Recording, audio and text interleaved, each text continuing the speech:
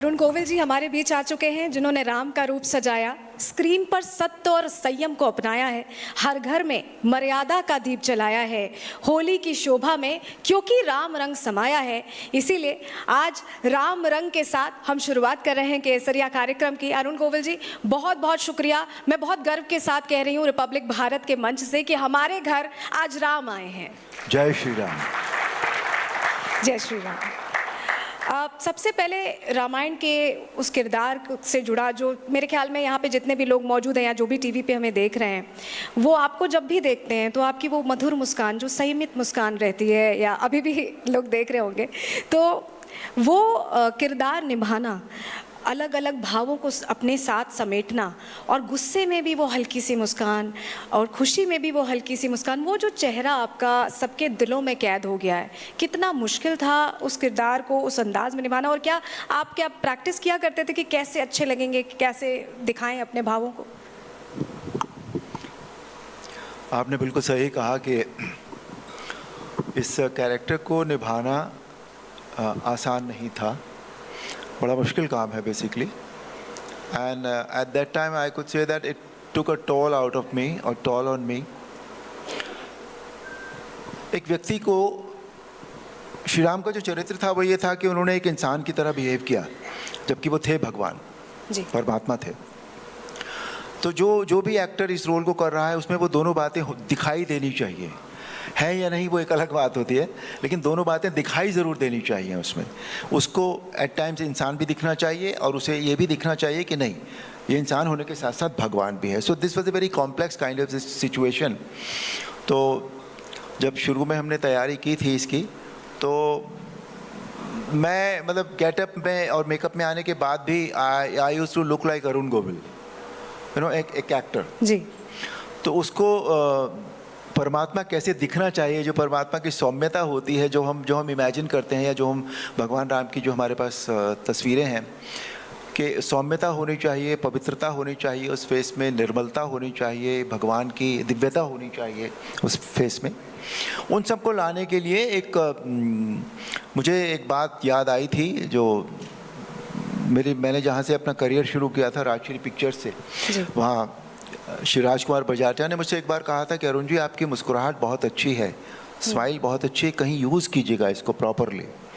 मुझे वो बात अचानक याद आई थी और मैंने तब वो उसको यूज़ किया इसमें, और उसने सभी कुछ जो अब वो मुस्कान को ये तो थी नहीं कि कोई आर्टिफिशियल थी, वो थी तो मेरी ही, लेकिन याद नहीं आई थी, बस उस वक्त वो याद आ गई।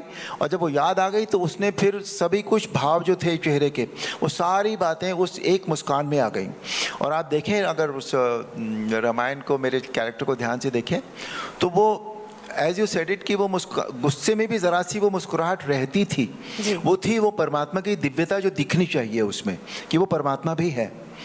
तो हर जगह वो मुस्कान जो है, उसका जो तरीका है, वो देखिए आप, थोड़ा थोड़ा डिफरेंट आपको मिलेगा। वो पैथोस में, इमोशन में भी है वो मुस्कान, गुस्से में भी है, वो जो सीता जी के साथ सीन है उनमें भी है, जब सीता जी की मतलब विवाह से पहले, श्री राम और सीता जी के विवाह से पहले का जो उनका पहला मिलन है, उसमें भी वो एक मुस्कुराहट है। तो ये सब जगह मुस्कुराहट रही, लेकिन डिफरेंट तरीके से रही है। तो उसने वो सारे भाव जो थे, वो उन भावों को व्यक्त करने में बहुत मदद की है। और एट टाइम्स कई जगह ऐसा भी भाव आया है कि श्री राम जो है वो ये कहते नहीं हैं, लेकिन ये दिखाते हैं कि देखो मैं भगवान हूँ।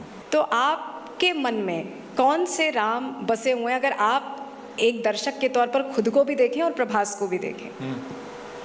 इसका जवाब आप मुझसे क्यों पूछ रही हैं? इसका जवाब तो ऑलरेडी हमें मिल चुका है जी। जो हमारी रामायण थी, रामानंद सागर जी वाली, उसके बाद 5 रामायणें और बनी हैं जी। आप में से किसी रामायण के एक्टर बता सकती हैं आप? नहीं, मुझे तो आप ही याद है। तो फिर तो इसका जवाब बस यही है कि जो भगवान की, परमात्मा की जो छवि हमारे मन में होती है, उसके अनुरूप ही व्यक्ति को दिखना चाहिए। बिकॉज किसी भी कैरेक्टर को करते वक्त सबसे पहले ये होता है कि हमें, हमारा जो विजुअल है, जो हमारा लुक है, वो उस कैरेक्टर के साथ मैच करना चाहिए। परफॉर्मेंस तो बाद में आती है जी। पहली एंट्री जो होती है ना, वो बहुत इम्पॉर्टेंट होती है कि हमें, अगर हम भगवान का रोल प्ले कर रहे हैं, तो हमें ये वो व्यक्ति जो रोल प्ले कर रहा है उसे भगवान दिखना चाहिए सबसे पहले, जी खामोशी में भी दिखना चाहिए। बिल्कुल। तो जो भी इसके बाद हुआ है वो अभी तक तो एक्सेप्ट नहीं हुआ है। जी या बिल्कुल। That's it. आजकल हम देखते हैं भगवान राम की अगर यात्रा, जीवन यात्रा, क्योंकि आपने उसे निभाया है फिल्म सीरियल्स के ज़रिए, उनकी जो जीवन यात्रा है, उनकी जो सीख मिली है हमें, वो आज के युग में, कलयुग में भी प्रासंगिक है। एकता, धर्म पर चलने का रास्ता, उतनी सहजता, उतनी सरलता, वो अगर आज भी हम लेके चलें तो शायद हम बहुत अच्छे रास्ते पर होंगे। लेकिन आजकल जो रिश्ते हैं बहुत क्षणभंगुर हो गए हैं, बहुत आसान हो गया है तोड़ना, हटना, बहुत ज़्यादा ऐसा हो गया है। मैंने सुना है कि आपने उसके लिए एक पहल शुरू की है। आप अपनी उस पहल के बारे में बताइए, और कैसे आपके मन में ये ख्याल आया कि लोगों तक वो जीवन यात्रा पहुंचानी ही पहुंचानी है? क्या जब राम का किरदार निभा रहे थे तब से ख्याल था या अभी आया? हुआ यूँ कि मैं सांसद बनने के बाद मैंने मेरठ में ना अखबार पढ़ना शुरू किया। जी। रोज़ सुबह जब चाय पीने बैठते हैं तो सामने अखबार आ जाता है, और उस अखबार में इतनी निगेटिव खबरें होती हैं, मतलब उसमें क्राइम की खबरें होती हैं और कुछ नहीं होता, एडल्ट्री की खबरें होती हैं उसमें और कुछ नहीं होता अखबार में, कि पारिवारिक रिश्तों की खबरें होती हैं कि किस तरह से रिश्तों में किसी ने क्या कर दिया, भाई ने भाई को क्या कर दिया, पिता ने पुत्र को क्या कर दिया, पुत्र ने पिता को घर से बाहर निकाल दिया, इस तरह की घटनाओं की खबरें, फिर समाज की खबरें, फिर धार्मिक की खबरें कि धर्म को किस तरह से उसका क्रिमिनलाइजेशन हो रहा है। तो मुझे मेरे मन में आया कि रामायण अकेले ऐसा ग्रंथ है हमारा जो हमें पारिवारिक रिश्ते बताती है, हमारे सामाजिक रिश्ते बताती है। रामायण जो है वो केवल एक धार्मिक ग्रंथ नहीं है, बल्कि हमारे सामाजिक और पारिवारिक आचरण की गाइड है। बिल्कुल। तो इसलिए मेरे मन में आया कि क्यों ना हम एक बार फिर कोशिश करके देखें कि किसी तरह से जो ये पतन हमारा हो रहा है रिश्तों का, ये रुके कहीं। तो इसलिए मैंने सोचा कि हम घर घर जाकर रामायण वितरित करें और उनसे आग्रह करें सभी लोगों से कि वो इस रामायण को पढ़ें। चाहे मैं कहता हूँ 2 पेज पढ़ें, 4 पेज पढ़ें रोज़ के, तो कहीं ना कहीं जब हम कोई चीज़ पढ़ते हैं या रोज़ रोज़ करते हैं तो उसका कुछ ना कुछ अंश हमारे अंदर, हमारे सबकॉन्शियस में जाता है। बिल्कुल। और हमारी कॉन्शियस भी जो है वो रूल्ड होती है हमारी सबकॉन्शियस से। तो मैंने कहा, फिर हमने एक इनिशिएटिव मैंने शुरू किया, मेरे मन में आया घर घर रामायण। बिल्कुल। तो उसके लिए मैंने सबसे पहले हमारे प्रधानमंत्री जी मोदी जी से मिला और मैंने उन्हें बताया कि मैं इस तरह का एक इनिशिएटिव शुरू करना चाहता हूँ, तो मुझे आपका आशीर्वाद चाहिए, आपकी आज्ञा चाहिए। तो उन्होंने कहा ठीक है। फिर उन्होंने मुझसे पूछा कि कब शुरू करोगे इसको। तो बेहतर इससे पहले पेशतर इसके कि मैं कुछ कहता, उन्होंने खुद ही कहा कि इसे रामलला की प्राण प्रतिष्ठा की वर्षगांठ आ रही, उससे शुरू करो। I said nothing like it, इससे अच्छा तो कुछ हो ही नहीं सकता। फिर उन्होंने पूछा मुझसे कि इससे क्या संदेश जाएगा जनता में। Again before I could say it, उन्होंने कहा कि इससे पारिवारिक और सामाजिक रिश्तों का संदेश जाएगा। जी। ऐसे बिल्कुल ठीक बात है सर। तो फिर उन्होंने पूछा मुझसे कि तुम्हें क्या चाहिए मुझसे, what do you want from me. मैंने कहा सर मुझे गवर्नमेंट से कोई एड नहीं चाहिए इसके लिए, बिल्कुल मैं इसलिए नहीं आया हूँ, मुझे केवल आपका एक संदेश चाहिए जो मैं हर रामायण की प्रति के पहले पृष्ठ पर लगाऊंगा, और मुझे आपका एक चित्र लगाने की अनुमति आप दे दें, बस that's it। और कुछ ही दिनों बाद उन्होंने वो संदेश मुझे भेज दिया। वो संदेश आप पढ़ें तो रामायण की इतनी अच्छी व्याख्या और रामायण से हम क्या ले सकते हैं, मैंने कभी नहीं सुना इतना अच्छा जो उन्होंने भेजा। और उस दिन से हमने ये रामायण वितरित करनी शुरू की। अब आप भगवान राम के तौर पर लोगों के मन में तो हैं, अब मेरठ के सांसद भी हैं।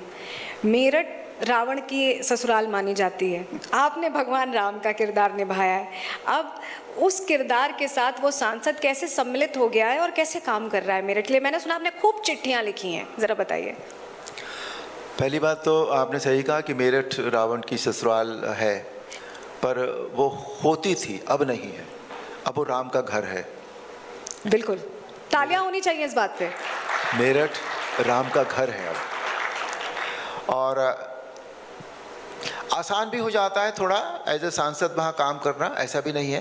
हालांकि उन लोगों के कारण जो ये नहीं चाहते थे अपने स्वार्थी कारणों की वजह से कि कोई बाहर का व्यक्ति यहाँ आए, अब उन्होंने मुझे बाहर का व्यक्ति कैसे मान लिया था, पहले तो मुझे यही नहीं पता। आप वहीं जन्मे हैं। Because I was born and brought up.